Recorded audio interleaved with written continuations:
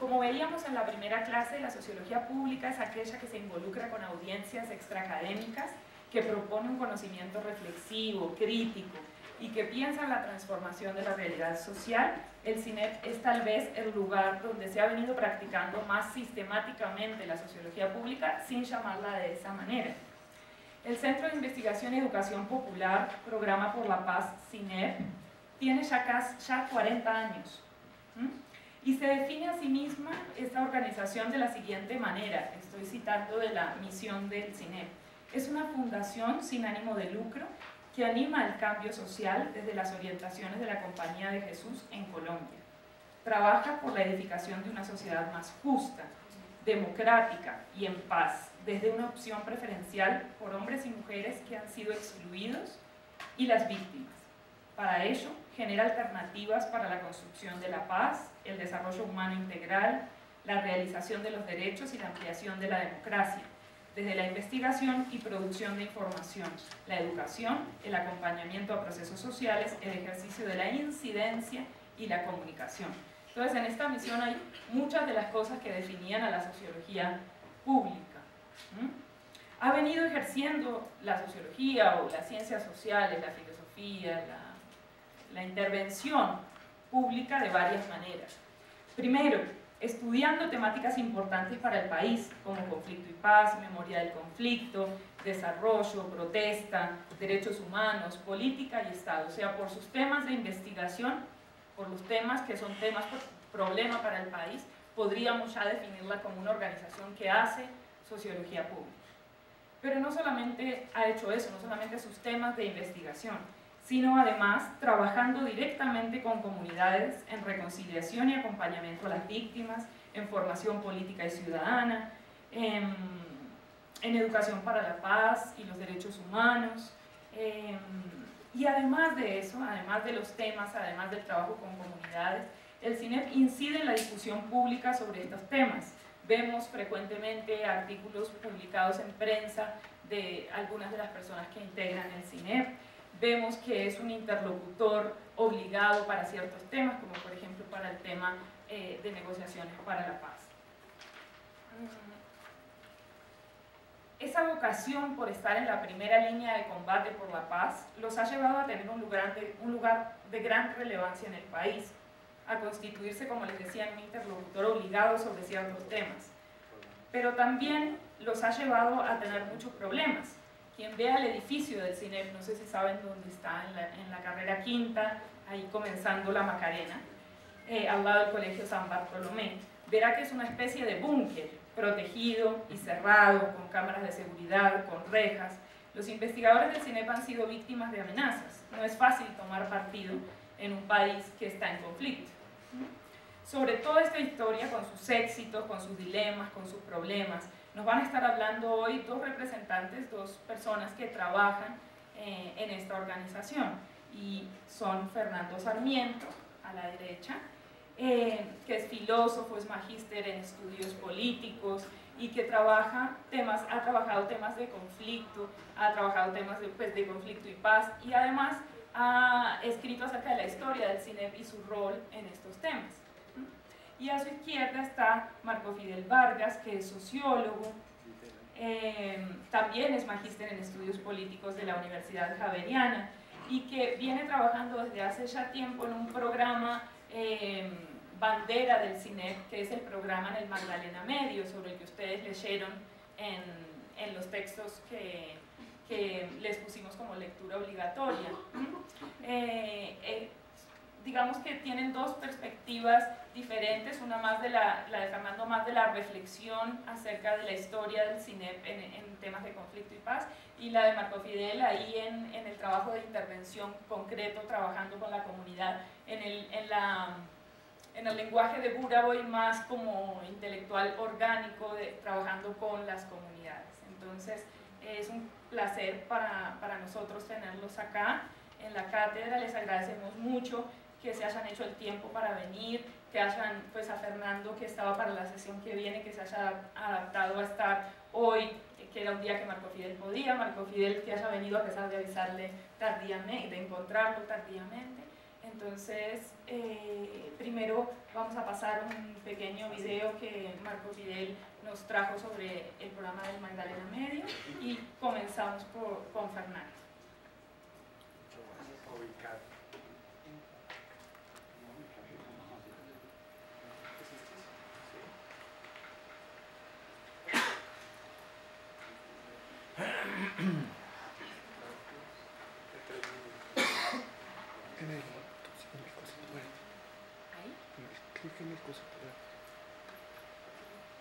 Este es un video antiguo, cuando comenzaba el programa de Desarrollo y Paz, hace más o menos unos 15 años, de 3 minutos.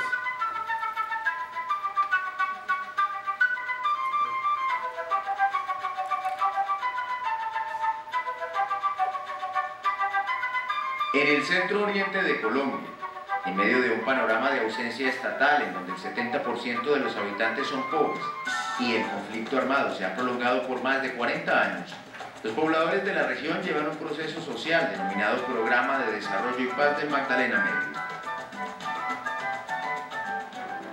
El territorio está constituido por 30 municipios y es ocupado por casi 1 millón de personas. Aquí la gente ha sido víctima permanente de la exclusión y ha vivido en un horizonte de desempleo y de terror.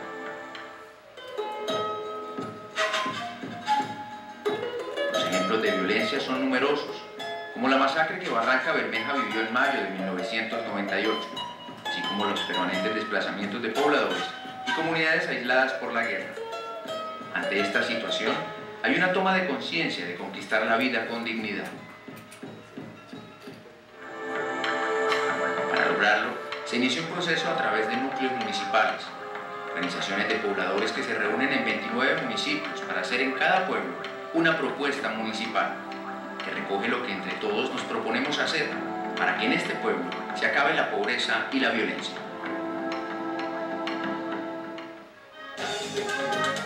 Las comunidades son conscientes que es un logro que requiere mucho tiempo, por lo menos una generación, y que debe hacerse en un espacio grande. Es necesario unir toda una región. Surge entonces la determinación de crear un imaginario colectivo de región, y el primer paso fue hacer el mapa del territorio que compartimos. Empiezan a reunirse los pobladores en los diversos pueblos. En los núcleos surge la propuesta municipal como determinación de la propia gente. La conciencia de la propia dignidad lleva a pensar en la necesidad de vincularse con el Estado, única institución que garantiza a todos y a todas la dignidad. Es entonces cuando las comunidades se articulan con las instituciones.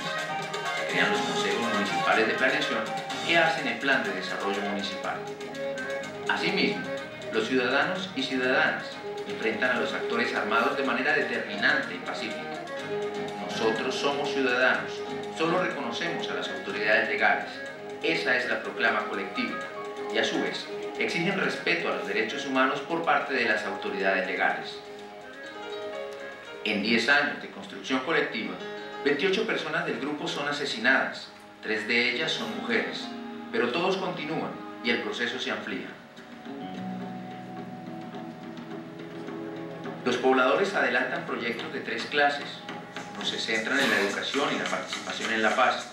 Otros promueven la organización y el sostenimiento de las instituciones, así como de la cultura. Y otros fortalecen la ocupación productiva del territorio por sus propios pobladores.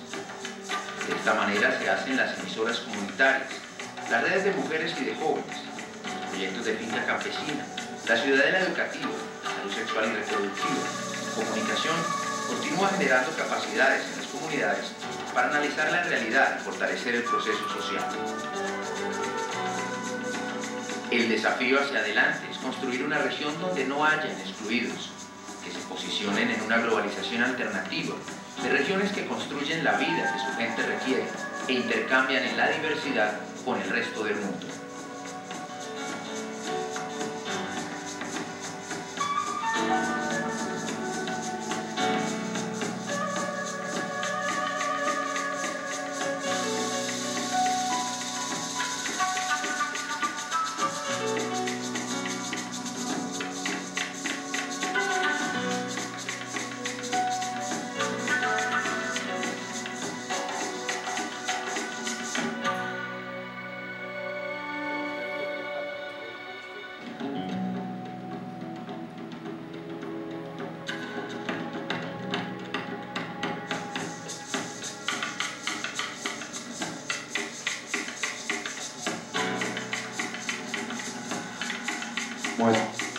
video tenía una intención.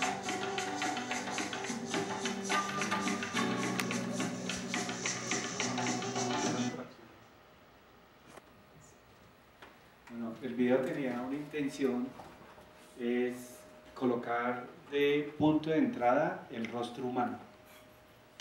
O sea, nosotros a veces hablamos en abstracto, pero no tenemos en cuenta el rostro humano. Entonces, de lo que vamos a hablar es de unos pobladores que más o menos ya ubicaron el rostro humano, ubican el territorio y se puede empezar uno a dar cuenta del contexto desde donde vamos a hablar. Entonces, le voy a dar la palabra a la reflexión abstracta. Gracias. Después hablamos lo otro y vamos combinando.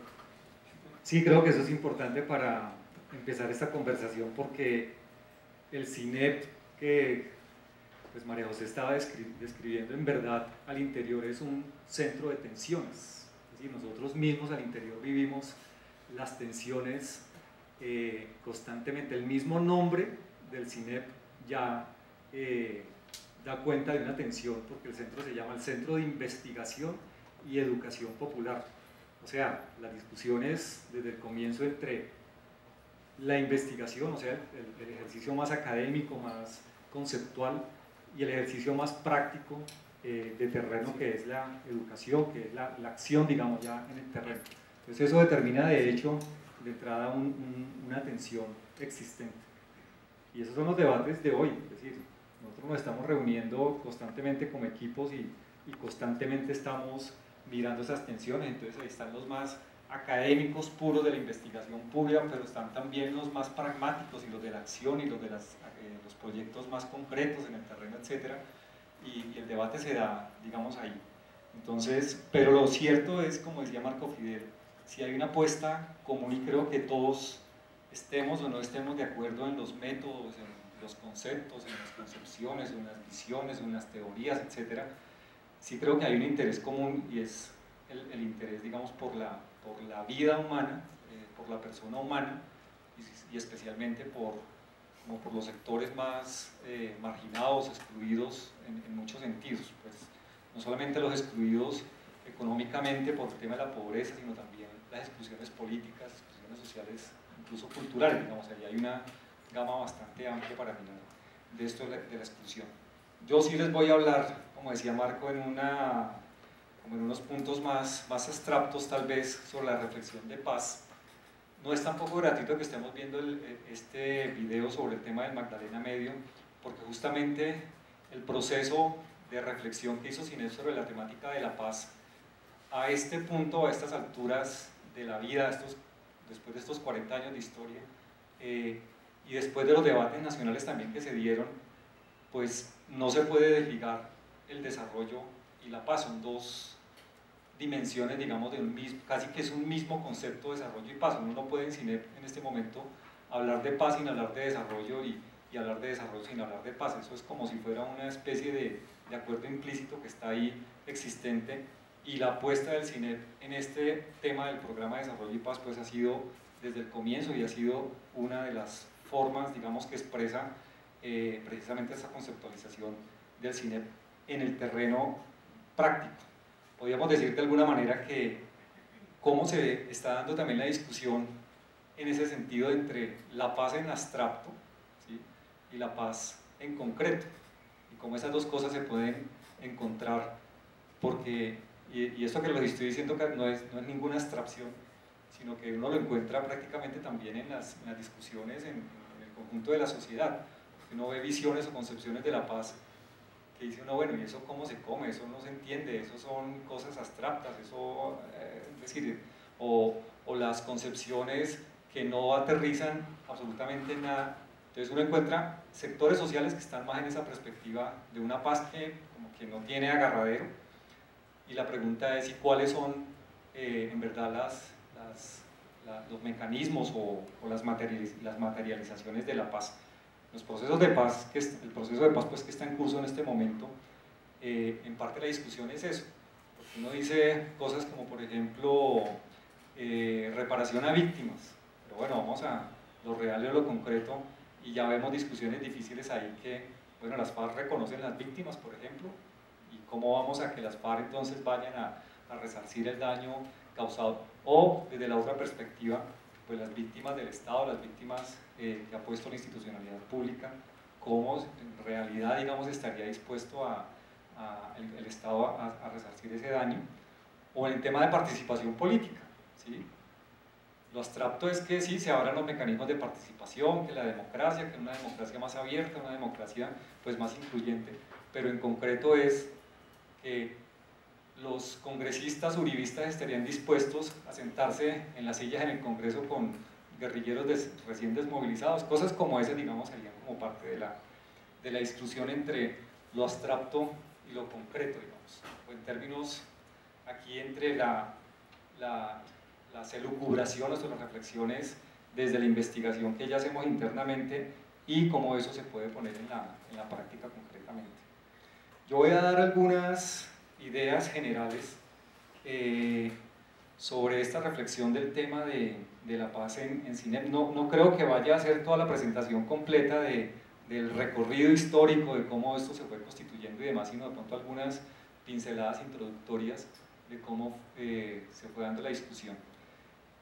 Lo cierto es que de la perspectiva más académica o de la perspectiva conceptual, una de las contribuciones que sí ha hecho el CINEP, y no solamente las personas que estamos en este momento trabajando en la temática, sino históricamente, de las distintas reflexiones, es que se ha ayudado o se ha aportado a construir en Colombia un campo de estudio no existente, que era el de los estudios de paz. Todo lo que ustedes van a encontrar de literatura sobre el tema de paz es una literatura muy reciente. Ustedes pueden irse a buscar, en verdad, escarbar en las bibliotecas. Hoy en día encuentran un sinnúmero de publicaciones, digamos que armar esa bibliografía ya empieza a quedar difícil, ¿sí? Así que, bueno, ¿qué es lo que se ha producido en Colombia sobre el tema de paz? Y vamos a encontrar una diversidad muy grande desde muchísimas perspectivas, digamos, desde la perspectiva misma de la producción académica, la investigativa y demás, pero vamos a encontrar una producción muy grande en términos pedagógicos, sobre herramientas de paz, de construcción de paz, que se trabaja sobre cultura de paz, etcétera, sobre prácticas concretas, sobre sistematizaciones de experiencias locales, regionales, nacionales, y la diversidad es muy grande.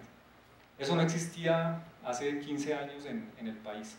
Y de la producción académica, digamos, ya más pura de la investigación, por decirlo de alguna forma, encontramos títulos que vienen desde el 2000 para acá, o finales de los 90 para acá, no antes. Porque en Colombia la reflexión se había hecho más desde la perspectiva de la violencia, de la perspectiva del conflicto, de la guerra. Esa había sido la mayor producción existente, y encontramos también una bibliografía muy grande en ese sentido de la producción académica en torno al conflicto, a la guerra, donde el país, muchos académicos, muchos investigadores decían que el país estaba sobrediagnosticado en ese sentido del conflicto, pero poco se había trabajado sobre la perspectiva de la paz, y es lo que se está trabajando ahora. Y el CINEP ha sido una de las instituciones que ha aportado, digamos, en ese sentido. Prácticamente los primeros trabajos académicos que salieron sobre el tema fueron trabajos del CINEP, de Mauricio García, que trabajó muy específicamente sobre eso, en esa perspectiva, digamos, de conceptualizar la práctica, de poner elementos teóricos para el análisis y la reflexión sobre los temas de la paz. Entonces, ha sido una de las contribuciones del CINEP. Lo menciono porque creo que el tema de las ciencias y digamos, desde la sociología misma, la pretensión, digamos, de hacer ciencia de la sociología, pues pasa, digamos, por todas estas prácticas. Digo sociología, pero ahí me puedo estar equivocando mucho, porque habría que mirar también, yo casi que estoy hablando desde la ciencia política, yo no soy sociólogo, yo soy más politólogo, digámoslo así, o estoy más en la perspectiva de la ciencia política, pero no es fácil, digamos, no es fácil resolver esas divisiones, porque esos terrenos empiezan a cruzar unos con otros, y en el CINEP esos terrenos se cruzan. Nosotros tenemos allá politólogos, historiadores, sociólogos, filósofos, teólogos, psicólogos, mejor dicho, hay una gama muy amplia, y los terrenos empiezan a deslizar unos en otros. Entonces, si yo digo aquí sociología o si digo ciencia política, no lo estoy diciendo en el sentido más puro académico, digamos, de cada una de las ciencias, sino terrenos deslizados de unas cosas y otras. Y lo que iba a decir es que casi que la práctica del CINEP sí lo lleva a uno más a moverse en la sociología. Cuando uno va a terrenos, digamos, ya más de la práctica, creo que la práctica exige más un ejercicio más desde la sociología. Y yo lo he vivido así, digamos, yo llegué al CINEP como politólogo y a empezar a abordar, digamos, estas temáticas desde la ciencia política, pero la verdad, las lecturas que estamos haciendo, las reflexiones que se están dando, las discusiones, etcétera, lo mete a uno en el terreno de sociología. Yo a veces he dicho que yo me he hecho sociólogo debido a el trabajo en el CINEP. Entonces ahí hay digamos, un margen que es como el margen académico de las ciencias, etcétera, que en la reflexión de CINEP se empiezan a cruzar. Y en el tema de paz se puede evidenciar bastante eso. Tanto al interior de CINEP, los abordajes que se han hecho de la reflexión sobre el tema de paz se ha hecho desde las distintas disciplinas académicas, ¿sí? Es decir, ahí hemos estado involucrados profesionales de las distintas ciencias, incluso en la práctica sobre la paz también se han vinculado diferentes perspectivas académicas. Entonces ahí nos cruzamos casi que el campo académico de la paz, digamos, ofrece un campo interdisciplinario, multidisciplinar para la reflexión, y eso creo que hace un elemento importante para el proceso de configuración del campo de estudio de paz. Entonces no se configura un campo de estudio de paz específico de la sociología o específico de la ciencia política o específico de la historia, sino se configura un campo de estudio que recoge, digamos, una diversidad de miradas académicas y de praxis. Pero eso sucede también, es decir, no es una excepción que esté sucediendo eso en el CINEP, es decir, eso es una cosa que se da también en los distintos grupos y en las distintas instituciones y centros de investigación. Si uno se pone a mirar en las universidades, en dónde están asentados, digamos, los centros de estudios de paz, en este momento en las universidades también encontramos más o menos que se mueven en distintos terrenos. Es muy común que estén en la ciencia política, ¿cierto?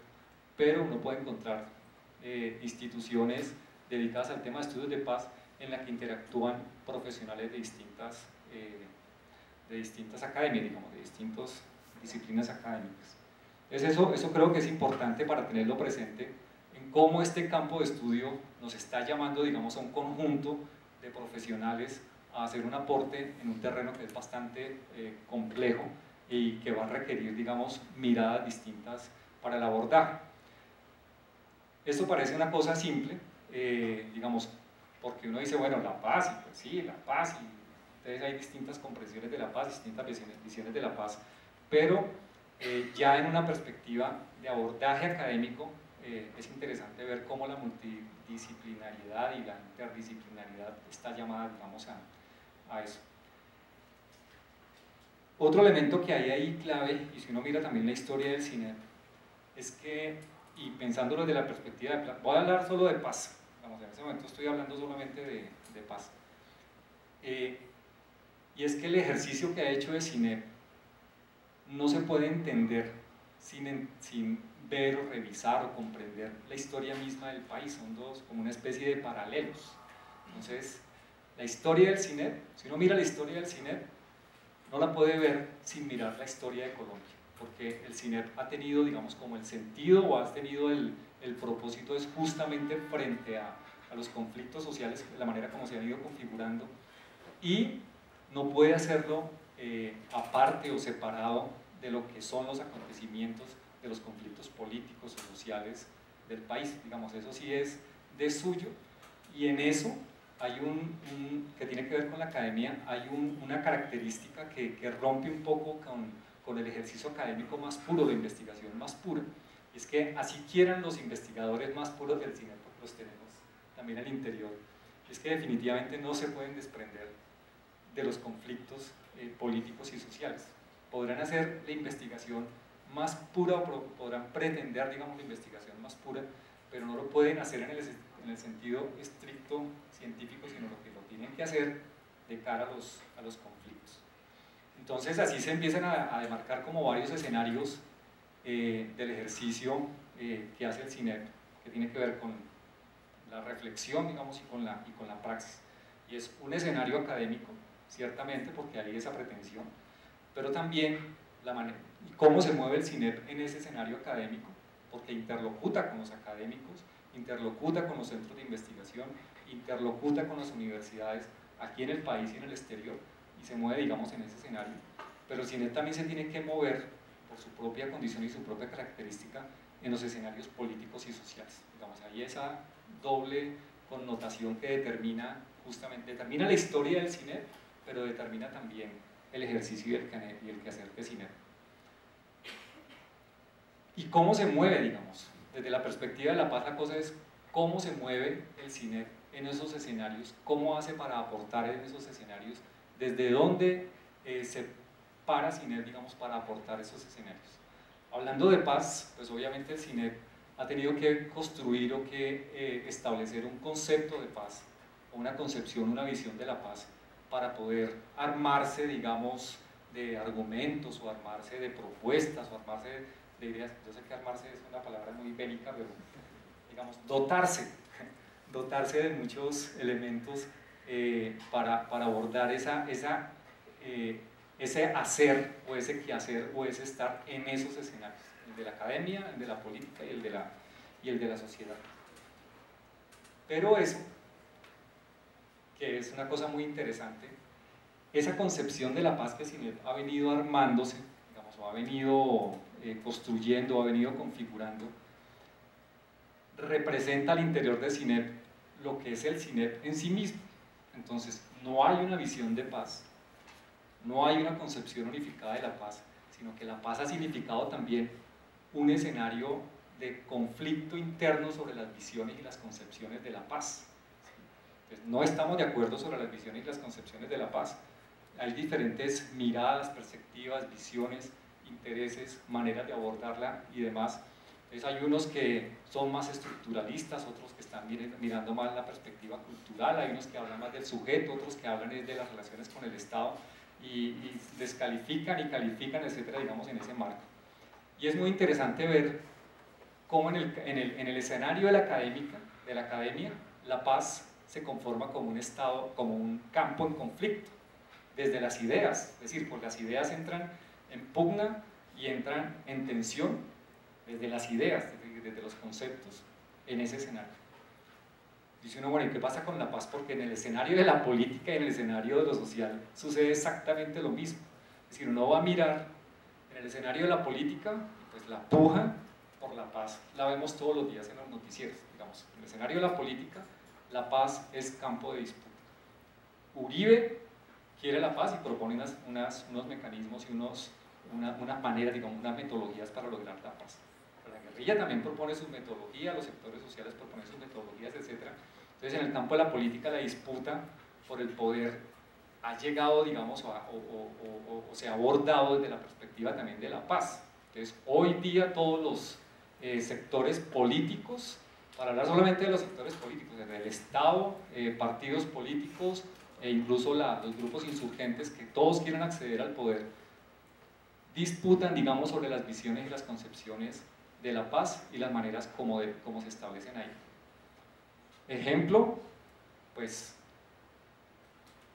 Andrés Pastrana lo eligió el país con el discurso de la paz, ¿sí? O sea, y el que no hablara de la paz a finales de los 90 estaba por fuera de cualquier pretensión presidencial. Tenía que hablar de paz para que tuviera algún atractivo, ¿sí? Pero Uribe también a Uribe también se eligió bajo el discurso de la paz, ¿sí? Solo que en otra perspectiva. Él decía, no por la negociación, sino por las armas. A Santos se eligió también de la perspectiva de la paz. Digamos, estamos hablando, y la pretensión de reelección de Santos está en el discurso de la paz, digamos. Entonces, la paz desde la perspectiva política también entra en disputa. Entonces es muy curioso cómo un concepto de esto, considerado siempre como un concepto bastante superfluo, superficial, digamos, tiene una connotación política y una connotación conflictiva pues muy honda, digamos, que podríamos desarrollarla todavía más y ustedes podrían tener como más ideas, digamos, en ese sentido. Entonces hay un debate teórico que es conflictivo, pero hay pugnas por el poder y pugnas en el orden social, digamos que... Bueno, el debate, en el escenario académico nos lo aguantamos, porque al fin y al cabo pues dice uno, bueno, pues que no estemos de acuerdo, o que usted tenga una idea, una visión completamente contraria y distinta a la mía, cuando mucho me causará un estrés, o cuando mucho pues me dará una piedra, o dirá, bueno, no estoy de acuerdo con esto, ¿cierto? Pero en el tema, en el escenario político, en el escenario social, pues ese conflicto o esa pugna, digamos, sobre la visión y las concepciones de la paz, pues han representado justamente la guerra y la violencia. Y la guerra en el país y la violencia en el país, pues se ha dado bajo esas visiones, ¿sí? Entonces eso cuesta mucho más. Yo les voy a simplemente mencionar como tres, ya para ir terminando y no extenderme mucho y darle la palabra aquí a Marco Fidel, como tres elementos que están como en el fondo de lo que es la concepción de paz que nosotros estamos manejando, simplemente para dejarles, digamos, como algunas ideas sobre esto, y como en ese concepto, digamos, aparecen propuestas como la del Magdalena Medio y otras propuestas de las que podemos seguir hablando. Una es tener la paz como perspectiva de proceso, ¿sí? Entonces es preguntarse, bueno, cómo van las trayectorias de los procesos políticos y cuáles son las trayectorias también de los procesos sociales, y de qué modo, para pensarlo en la perspectiva académica, de qué modo los estudios de paz abordan esos conflictos. Entonces, históricamente en el CINEP, desde los años 70 que se fundó hasta ahora, pues ha ido pensándose los procesos políticos, los procesos de la violencia, los procesos de la guerra, los de los actores armados, para tratar de reflexionar cómo es que va la guerra, para poder pensar cómo es que va la paz, digámoslo así. Entonces esos son pues, trayectorias que muestran sus variaciones, sus cambios históricos, según los contextos, según los gobiernos en turno, según los movimientos sociales, etc. Digamos, hay una variedad, una variación de esas trayectorias que, lo que quiero decir es que determinan la visión y la comprensión de la paz en ese momento. Entonces no podemos nosotros separar esa comprensión de paz o tener una comprensión de paz absolutamente ajena a las variaciones en las trayectorias sociales y políticas del país.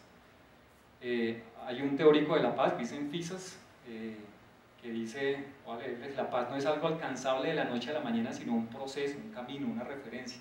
Es como que tenemos la idea a veces de que la paz es un estado de cosas, una situación, un lugar, un hecho, una condición dada. No, es decir, ahí hay cambios, es como el movimiento social constante o el movimiento del Estado, de la nación constante, que es una constante de conflictos, de guerras, de tensiones que se van dando, frente a los cuales también se van planteando, digamos, alternativas de paz. Entonces la paz será constantemente ese ejercicio, ese quehacer, frente a los constantes conflictos que se están constantemente presentando, digamos. Esa es como la idea. Entonces es una idea esa, para tenerla ahí como presente. Sí, porque a veces tenemos la idea de que es que vamos a avanzar hacia la paz y ya como que nos estamos acercando a la paz. Puede ser que nos estemos acercando, nos estemos alejando, eso es como lo de menos, sino qué es lo que las sociedades están haciendo, digamos, frente a los conflictos mismos. Ahí habría que recordar a expresiones como las de Stanislao Zuleta, que precisamente dice cosas como esas, ¿sí? Es una sociedad pues, madura para asumir sus conflictos, será también una sociedad madura para asumir sus maneras, digamos, de lograrlo hacer, o de alcanzar, digamos, la construcción de paz. Un segundo elemento es el de la paz en una perspectiva mucho más integral, que se parece a cosas como las que Marco Fidel luego les va a decir. Entonces, mirar cuáles son los requerimientos, digamos, de esa paz. La reflexión que nosotros hemos hecho es que hablar de paz tiene sentido justamente en los contextos de violencia, los contextos de conflicto. No vamos a hablar de la paz en abstracto, de una paz lejana o ajena a los conflictos existentes o la violencia existente, sino justamente ahí en esa violencia, en esos conflictos, en esos contextos conflictivos, en donde más sentido tiene ir a pensar, a reflexionar y a hacer, digamos, por la paz. Entonces, la cosa es, en esa perspectiva de integralidad de la paz, va a requerir una buena y una mejor comprensión de los conflictos, cómo son las dinámicas y los movimientos de los conflictos para poder nosotros frente a eso, digamos, establecernos para el ejercicio de la paz. Los teóricos de la violencia y los teóricos de los conflictos hablan más o menos de una curvatura, de una dinámica de lo que son los conflictos. Entonces hablan de los conflictos latentes, hablan de una confrontación, de un escalamiento del conflicto, hablan de acercamientos, negociaciones, un desescalamiento del conflicto, y hablan del posconflicto. Todo eso nos da, digamos, esa simplicidad, esa línea, pues que Colombia, digamos, si es una línea así, digamos que es un espagueti, Colombia es un plato de espaguetis, digamos, en el sentido que hay conflictos paralelos, conflictos simultáneos que están, digamos, dándose de maneras distintas, en territorios distintos, de maneras distintas, pues eso hace mucho más complejo la visión y la perspectiva de la paz. Y por eso nosotros siempre decimos, hay que ir a mirar los conflictos, así como los conflictos se dan de manera diferencial, que dice Fernán en sus construcciones, digamos, teóricas, los conflictos se dan de manera diferencial en los territorios, de la misma manera se tienen que dar los procesos de construcción de paz en los territorios de ustedes. Hay que ir a mirar en cómo se dan y en qué consisten los conflictos en Arauca, como lo que está sucediendo, digamos, en estos días del paro en Arauca. Cuáles son los conflictos en Nariño, en Putumayo, en la costa Caribe, en el centro del país, en el Magdalena Medio, etcétera, poder ir a hacer esa comprensión para poder, en esa contextualización, pensar las alternativas de la paz. Entonces, esa dinámica de los conflictos nos habla, digamos, de cómo acceder a pensar, digamos, temas de construcción de paz.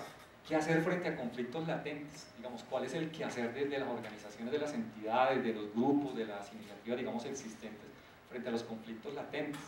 Eso exige una manera de actuar frente al conflicto mismo. ¿Cuáles son las propuestas y las alternativas de paz en esa latencia de los conflictos? Porque están, ¿sí? ¿Cómo actuar frente a un escalamiento del conflicto donde hay, digamos, unas circunstancias mucho más fuertes de afectación a las personas, donde hay víctimas, donde hay heridos, donde hay desplazados, donde hay combates, etcétera? Digamos, eso exige una manera de actuar frente a esa conflictividad. Pero cómo actuar también frente a momentos como los que estamos viviendo, de un proceso de acercamientos, de paz, de negociaciones, etcétera.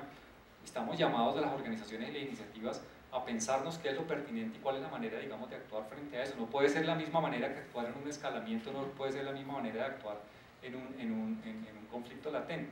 Es una manera distinta, digamos, de hacerle, y eso es lo que hay que ver y lo que hay que pensar. ¿Qué hacer en el posconflicto? Hoy día todo el mundo habla del posconflicto. ¿Qué va a pasar después de las negociaciones en La Habana? Después de las negociaciones en La Habana, lo más seguro es que van a seguir todos los conflictos que existen en el país, digamos, si no se avanza, ¿cierto? Normalmente, ya que Marco Fidel lo menciona, la experiencia, digamos, en otros países, y que la hemos vivido nosotros también aquí en el país, es que después de un proceso de negociaciones, después de un proceso de paz, hay un escalamiento de la violencia. Entonces hay que pensar también cómo actuar, digamos, ahí. Pero bueno, cómo actuar frente a un momento, digamos, de posconflicto, de posnegociación, donde se van a requerir cambios estructurales, trabajar en el tema de la cultura de la paz, el tema de la reconciliación, etc. Eso va a exigir una cosa. Entonces hay una perspectiva, digamos, una mirada también que es una mirada integral de la paz, ¿sí? No solamente actuar aquí o así, o yo seguir insistiendo en que esto tiene que ser así, compañero. No, hay que... O también se pueden hacer las especialidades, digamos, hay organizaciones que están especializadas más en unas cosas y en otras, y es importante tener como esa mirada. Y la tercera, y ya con esto termino porque Marco puede ampliarnos mucho más esto, es la perspectiva ética. Creo que eso no se puede separar de un centro como el CINEP, se ha planteado, digamos, siempre ahí. Una perspectiva ética como en una doble dimensión. Uno es que en este ejercicio, en esta tensión entre la reflexión y la práctica, ¿cierto? Entre la producción del conocimiento y la acción educativa, digamos así, eso mismo representa una actitud ética frente al país y frente a los conflictos. Y es que no nos podemos quedar solamente en la reflexión, sino hay que ir a aterrizar, digamos, eso. Esa es la primera exigencia ética, y es que eso se traduzca en alternativas concretas y en alternativas, digamos, viables para esto. Entonces, no vale ser el teórico más macho que existe en este país sin ser capaz de traducir eso en una herramienta práctica y concreta. Pero lo otro tampoco vale, es decir, ser el práctico, el que está en el terreno sin llegar a un ejercicio de reflexión o de construcción conceptual, etc. Entonces, esa perspectiva ética, digamos, se ha asumido en el CINEP. No es fácil, no es que sea así, pues que fluya, pues como... No, hay tensiones y demás, pero está, digamos, en el horizonte. Y la otra dimensión de esta perspectiva ética, que tiene mucho sentido en un país, por ejemplo, como el nuestro, donde hay tanta polarización política e ideológica, porque aún en este país, no obstante lo que nos ha costado, digamos, la guerra, hay quienes todavía abogan por el uso de las armas y por las vías violentas. Entonces, el segundo llamado ético es justamente ese. Vamos, como en un país con tanta violencia y con tanto conflicto, el llamado es a ejercer una fuerza de no violencia, digamos, sobre eso mismo. Ese es como el requerimiento que hace como este llamado más ético, es a la no violencia, una acción no violenta para el logro de la paz, y no una acción violenta por la vía de las armas, que es como que parecería la carrera que va haciendo como más ruido, digamos, en el contexto nacional. Entonces, bueno, yo dejo ahí, de pronto ahorita en otras conversaciones y demás, porque sí me parece clave que miremos el desarrollo de esto. Dentro de las concepciones, digamos, que CINEP ha venido viendo, ya les decía, es esa conexión desarrollo y paz, digamos, que está ahí. ¿Esto se le fue? Ah, es que esto se corta justo en el tiempo. Claro. ¿Sí? No, de pronto... Sí. A ver. ¿Aló? Sí. ¿Sí se fue? Bueno. Igual empezá y vamos a ver qué ¿Sigo? pasa. Sí, sí. A ver qué pasa. De pronto se le acabó la vida. ¿Le acabó? Yo creo. Voy a buscar. Llaman Bueno, entonces yo les voy a contar. Esa era la parte abstracta. No, entonces yo voy a contar lo siguiente. Bueno, yo soy sociólogo y empecé trabajando mucho en las universidades con la teoría y todo eso, y yo le contaba cuando venía acá que trabajé 4 años en la Universidad de Rosario. Después de 4 años y medio, 5 años en esa época, me cansé un poco de la teoría, entonces me presenté al concurso al CINEP, entré a trabajar al CINEP, entré a hacer como análisis político. Primero entré a hacer como análisis, me contrataron para hacer análisis político, pero cuando ya estaba en el CINEP me dijeron, bueno, Fernando lo ha dicho, tenemos la mejor teoría de paz, tenemos toda la bibliografía. Colombia es un país que se caracteriza por tener todos los foros, todas las reflexiones. Entonces Colombia pues es el país que más reflexiones ha hecho sobre la paz, más publicaciones, más recursos, ONGs trabajando, universidades, pero la paz no se logra. O sea, llevamos 50 años en violencia. Y esa era la primera reflexión que hacíamos nosotros. Bueno, hablamos y hablamos de la paz, pero la violencia sigue. Entonces, ¿cuál fue la decisión? Todos nos vamos un grupo al territorio, nos vamos a la región a hacer la paz y a construir la paz y mirar por qué no hay paz. ¿Sí? O sea, es como la otra cara, sin negar esa, es como la otra cara de la reflexión. Y entonces, uno que empieza a hacer ahí, lo que nosotros empezamos a llamar la paz y el desarrollo en caliente. O sea, o hacer sociología en caliente. ¿Qué significa hacer sociología en caliente? Es irse al territorio, meterse al conflicto, meterse con los actores, meterse con la gente, meterse, ya no hablar desde afuera del territorio, sino meterse al problema. O sea, sociología en caliente. ¿Qué sucede cuando uno entra a hacer sociología en caliente? Que todas las herramientas que uno tenía, todas sus teorías, pues hay que aplicarlas o ponerlas en práctica. O sea, ¿qué es un sociólogo en caliente? Un sociólogo en caliente es llegar con sus herramientas de formación, con su experiencia, a tratar de ¿qué? Ser uno más, otro actor más en el territorio. ¿Sí? A construir en medio de ¿qué? De una absoluta, a atreverse a construir en medio de la incertidumbre. A afrontar la contingencia de lo que es construir realidad y construir paz y poner a prueba sus afirmaciones, sus teorías, sus hipótesis y uno comienza a trabajar lo que empezamos nosotros a llamar en ese momento hipótesis de acción. O sea, lo que usted está afirmando, ¿aló?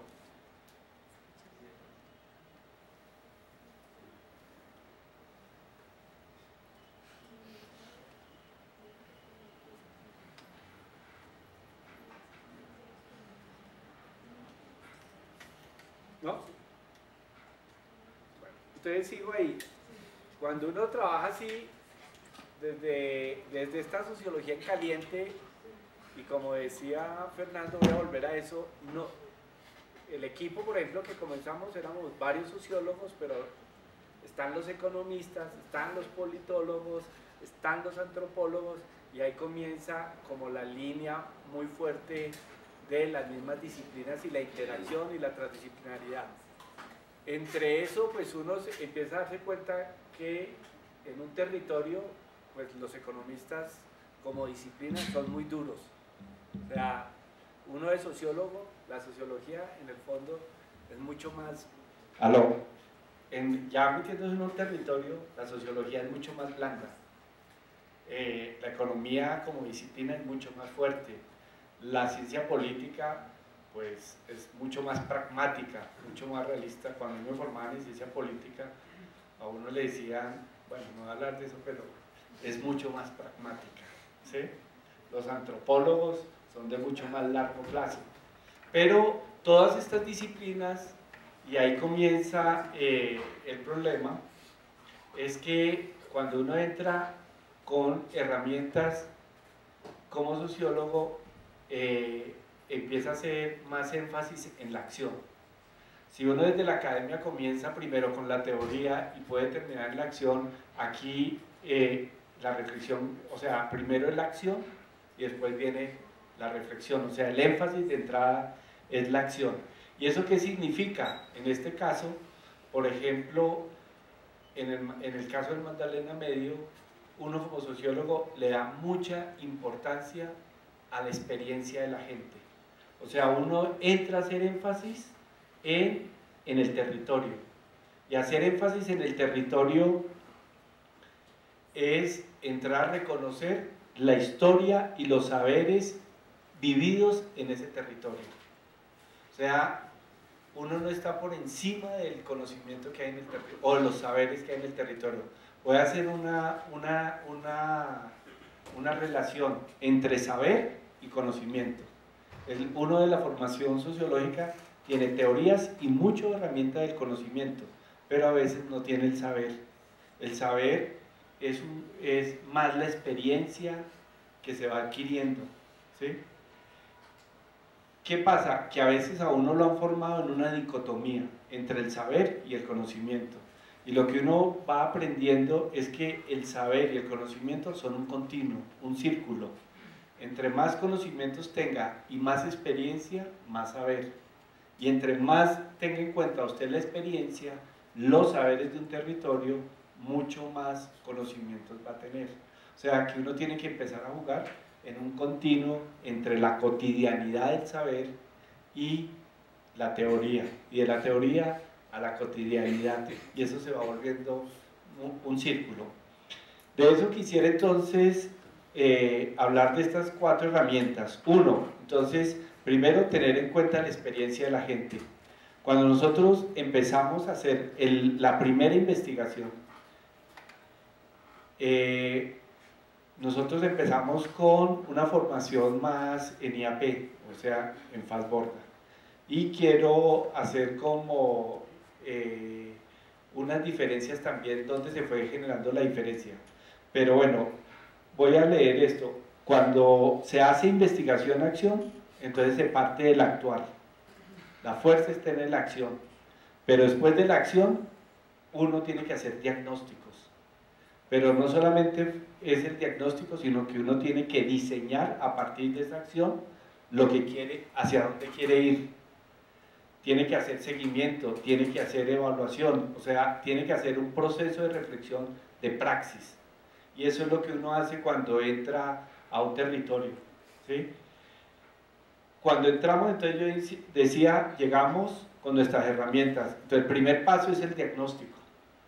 Pero el diagnóstico que uno hace ya no es un diagnóstico centrado en los libros, sino que es un diagnóstico centrado en la experiencia de la gente, en las necesidades, en un sujeto creador que hay en ese territorio, en una historia, en unas demandas que tiene ese territorio, en unos sentidos de territorio de la gente. O sea, a uno lo que más le interesa mirar es el sentido del territorio, hacia dónde es, o sea, dónde está el espíritu de ese territorio, de la gente en ese territorio. Cuando uno habla de espíritu, está hablando de la fuerza vital de ese territorio. ¿Qué es lo que anhela la gente? ¿Cuál fue el éxito el éxito de nosotros en el diagnóstico que hicimos? Fue ya no mirar el territorio en términos negativos, sino en términos propositivos. O sea, el diagnóstico se construyó con la gente en forma participativa, mirando qué deseaban y qué querían de salidas. Y ahí es cuando ellos plantean la necesidad de convertirse en un programa de desarrollo y paz. O sea, quieren un territorio para jalonar lo que ellos empiezan a llamar la vida querida, el buen vivir, la vida deseada, ¿sí? Y entonces ya no empezamos a mirar en términos negativos, sino en términos positivos. Lo otro, uno empieza a construir el territorio. Nosotros, académicamente, uno puede decir una región y estudiarla y determinarla qué es una región. ¿Qué hicimos ahí? Ellos cómo perciben la región, cómo se sienten como región, cómo construyen sus municipios como región. Y por eso aparece el Programa de Desarrollo y Paz del Magdalena Medio, diciendo, estos somos nosotros, 29 municipios. ¿Sí? Esto es lo que queremos. Nos leemos de esta forma. Y uno que hace una combinación con sus herramientas, con lo que la gente está planteando, y ese es el diagnóstico propositivo. De ese diagnóstico aparece la tensión. ¿Por qué en Colombia es tan difícil? En teoría se puede hablar mucho de paz, conceptualmente, pero ¿por qué ya cuando usted llega al territorio se enfrenta a las paradojas de un territorio? O sea, son modelos de desarrollo extractivo. Somos el país, y la gente empezó con esa pregunta, ¿por qué nosotros siendo tan ricos somos tan pobres? ¿Por qué nosotros amando tanto la vida, siendo tan alegres, somos tan violentos? Esa fue como la primera pregunta paradójica que todo un territorio, 29 municipios, más o menos 700 personas, todos nos pusimos a contestarla. ¿Sí? De eso es que aparece, del diagnóstico, cuando se está haciendo el diagnóstico es que aparece la red de pobladores. Yo les mandé un documento donde más o menos están una de las claves. O sea, la primera, la clave es que la centralidad está en el ser humano, o sea, está en la gente. Y eso, el diagnóstico, la producción del primer conocimiento, el primer diagnóstico genera la organización de una red que va a trabajar por ya no solamente diagnosticar una realidad, sino transformar a partir de ese diagnóstico su realidad. O sea, volver eso, términos propositivos, lo que se van a llamar las iniciativas de desarrollo y paz. No sé si en eso soy claro.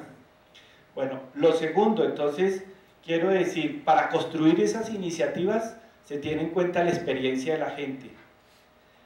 ¿Sí? O sea, lo primero que queremos decir es que no se puede sustituir la experiencia de la gente con teorías. No se puede sustituir la experiencia de la gente con solo conceptos. O sea, la experiencia que hay en un territorio de la gente es importante, porque la gente lo ha aprendido históricamente.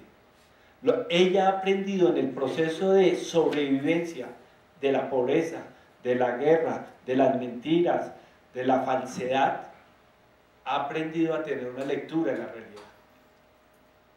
Puedo decir, me atrevo a decir, aquí aparecía gente muy legal, y en el territorio sabía todo el mundo que eran pícaros, paramilitares, corruptos, mafiosos, que robaban, todo. O sea, la experiencia del territorio dice una cosa y la abstracción dice otra. o la realidad, la simulación, dice otra. Y eso uno sí lo tiene que tener en cuenta. O sea, la experiencia ha creado una filosofía de vida que se materializa en cosmovisiones y en múltiples identidades, y van definiendo diferentes formas de entender la vida y entender un problema y entender la realidad. Y eso es muy importante. O sea, que sociológicamente nosotros, por eso ponía esa circularidad entre la teoría que uno llevaba más esa experiencia. Y a mí se me hace que eso se volvió potente. Es muy potente. Lo segundo es entre el deber ser teórico y lo que la gente quiere vivir. Entre el modelo que uno construye sociológico, como uno iba con Weber, entre los tipos ideales, pero también el deseo de la gente. O sea, ¿qué es lo que la gente quiere vivir? O sea, crear conocimiento no es solamente crear, no es solamente identificar problemas, no es solamente aplicar teorías, sino que también es tantear realidades. Es explorar nuevas realidades. También es interactuar y hacer interacción con los individuos y con las propuestas colectivas que hay en un territorio. O sea, es una nueva forma de constituir realidad. Creo que el problema que tuvimos en nuestras formaciones fue que nos formaron en dicotomías y no reconocer realidades paradójicas y realidades continuas. Y creo que eso es necesario. O sea, hoy es necesario explorar también nuevas formas de construir realidad, nuevos procesos, nuevos sentidos y nuevos significados. O sea, es producir el mundo que la gente quiere vivir. Y eso creo que es la fuerza. O sea, permitir que la gente participe en la construcción de su vida es fundamentalmente válido. Y creo que la sociología puede aportar a eso. O sea, es necesario visibilizar y dar a conocer múltiples formas de vivir y múltiples mundos. Uno de los problemas paradójicos que tenemos nosotros es que nosotros nos movíamos entre el siglo XVII y el siglo XXI en un mismo territorio. O sea, me explico. Uno puede ser, voy a coger el Magdalena Medio, uno va a Barranca y tiene toda la tecnología que puede traer todas las multinacionales del petróleo, del carbón, del oro. Pero uno se mueve al sur de Bolívar y todo el mundo vive en el siglo XVII. O sea, los tableros de los colegios, de las escuelas, son de serrucho. ¿Sí? Entonces, uno tiene que reconocer eso. O sea, así es que se construye y se mapea un territorio. Así es que se construye información. Así es que se construye los nuevos proyectos de sociedad. O sea, así se construye sociedad. O sea, investigar es investigar posibilidades de vida buena. Investigar es construir sociedad. Investigar es construir el Estado. Investigar es construir nuevos tipos de instituciones. O sea, investigar es conocer y comprender y dar solución a los problemas reales de la vida.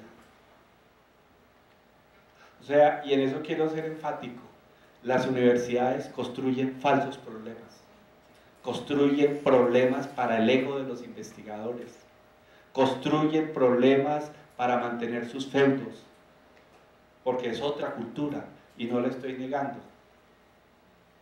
Es otra cultura académica. Pero estoy hablando desde la acción, y estoy hablando como sociólogo desde la acción. Por eso digo, cuáles son los problemas de la vida, los trabajos. O sea, pongo el segundo elemento, lo que la gente quiere vivir. Y el tercero, sí es que investigar desde la sociología de la acción es hacer una reflexión teórica, seria, para comprender los procesos de la gente. O sea, comprender por qué el territorio es como es. Por qué los problemas de dificultad para construir una paz. ¿Por qué los problemas para salir de la pobreza? ¿Por qué los problemas para construirnos y reconocernos como región o como nación?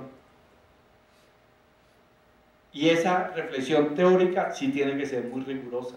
Y ese es uno de los aportes de la teoría y de la sociología. O sea, hacer hipótesis pertinentes, hipótesis válidas, hipótesis que se están sometiendo a contrastación diaria con la realidad. O sea, el sociólogo contribuye con su reflexión, con su análisis, con su explicación y con sus teorías a fortalecer las propuestas que pueden existir en un territorio. O sea, le pueden permitir comprender mejor sus problemas y encontrar mejor solución a sus problemas. Voy a poner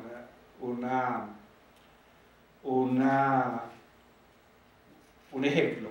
Cuando nosotros entramos al territorio, cuando hicimos la pregunta ¿por qué tanta pobreza en medio de tanta riqueza? No comprendíamos tampoco. Después de hacer todo el diagnóstico, toda la investigación, devolvimos toda la información a los 700.000 personas en volantes, reflexión en la academia, en los municipios, en las veredas, en todo, explicando el modelo extractivo. Y explicando académicamente, con datos, todo a todos los actores del territorio por qué tanta violencia. Se lo explicamos a Ecopetrol, se lo explicamos al Banco Mundial, se lo explicamos al Estado, se lo explicamos a los militares, se lo explicamos a la guerrilla, se lo explicamos a los campesinos. O sea, le dábamos una comprensión al territorio y a nosotros mismos de por qué es difícil salir de esto. Me explico. Un modelo extractivo de que una región como el Magdalena Medio, que produce más o menos 3.000 millones de dólares al año. En el momento producía 2.800 millones de dólares al año. 700.000 habitantes. Si usted divide eso por el Producto Interno Bruto de cada habitante, podríamos vivir como cualquier europeo. O sea, no somos pobres. Pero casi el 80% de la gente vive en la miseria. En ese momento, por una persona que producía, habían 4 en guerra. O sea, había que pagarle a los paramilitares, había que pagar vacuna a la guerrilla, había que pagar el impuesto de guerra, había que pagar ejército, había que pagar seguridad privada. ¿Sí? O sea, son modelos de desarrollo que son insostenibles, o se pueden sostener, pero con guerra, militarmente. Y así, mientras no cambiemos el modelo, es imposible salir de él. Por más ilusiones, por más todo esto, es imposible. Y todos los actores de un territorio tienen que tomar conciencia de eso, porque eso no lo resuelve uno. Para resolverlo lo tienen que resolver todos. Y eso es lo que nos llevó a trabajar, a salir de una mirada bipolar de sociedad, a entender que la solución tiene que ser con una mirada multipolar, o sea, que todos los actores tienen que entrar en la solución de ese problema. O sea, eso nos llevó a el cuarto punto, que es la puesta en práctica de las decisiones colectivas. O sea, ¿me quedan 5 minutos?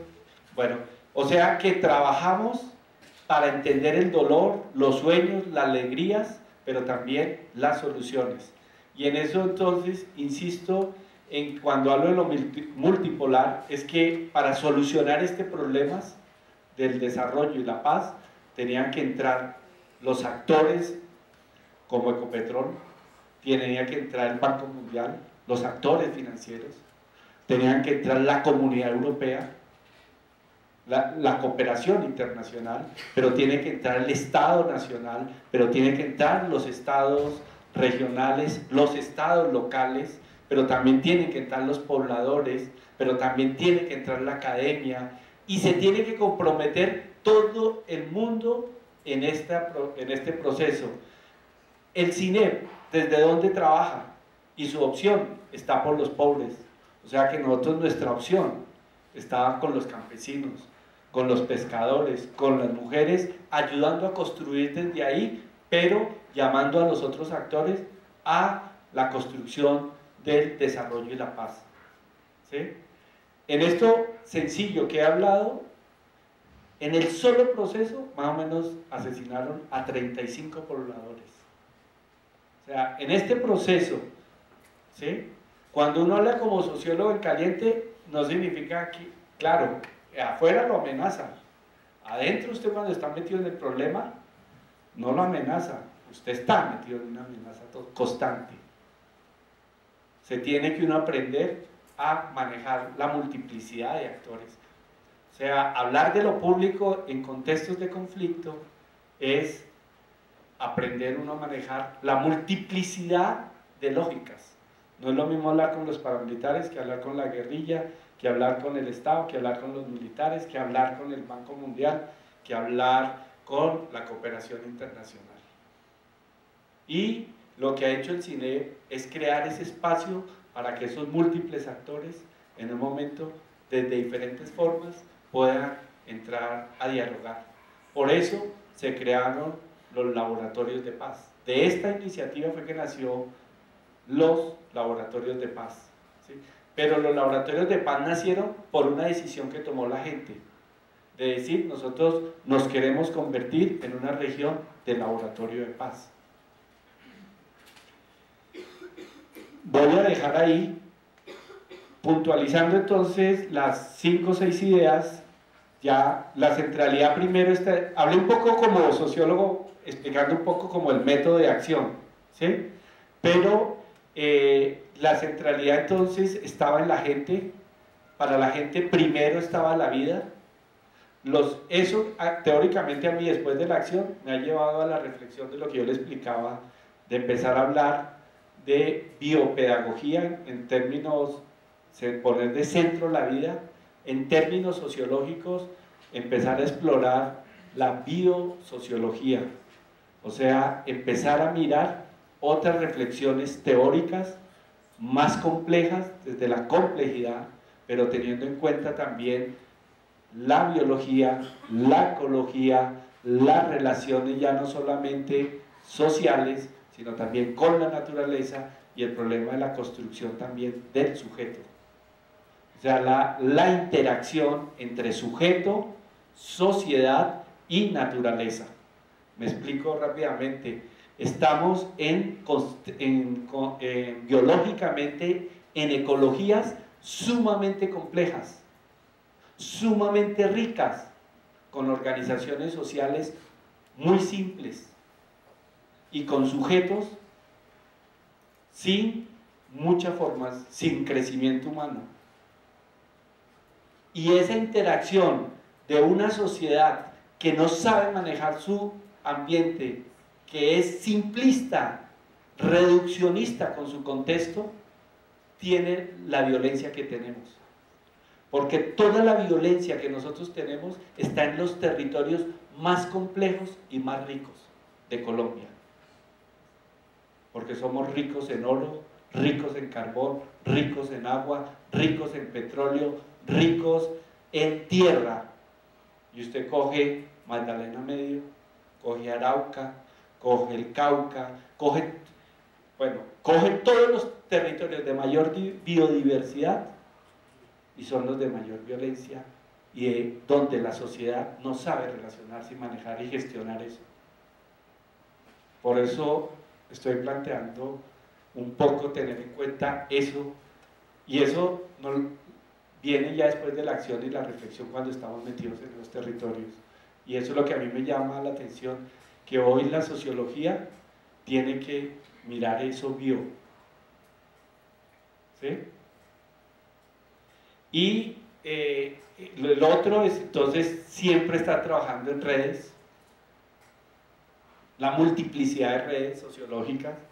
Lo otro es trabajar siempre desde las capacidades y potencialidades que hay en un territorio, desde las sociedades, desde las comunidades, buscando siempre la construcción colectiva. El otro elemento es el desarrollo tiene que ser integral, tiene que partir desde lo local a lo regional y a lo local y a lo nacional y a lo internacional. O sea, no podemos seguir desarticulando eso, tenemos que manejar todo en forma articulada. Lo otro es que las decisiones de la vida de uno las tiene que tomar uno. Y las decisiones de un territorio y de la gente las tiene que tomar la gente. Y eso es uno de mis máximos aprendizajes. Uno siempre creía que por ser sociólogo o algo iba a concientizar y tenía la verdad y tenía el modelo revelado y uno creía cómo se debía vivir. Y las decisiones las tiene la gente. Y lo de la sociedad multipolar. ¿Sí? No sé si dejo ahí. De esto hoy, de este proceso, hoy hay 19 programas de desarrollo y paz.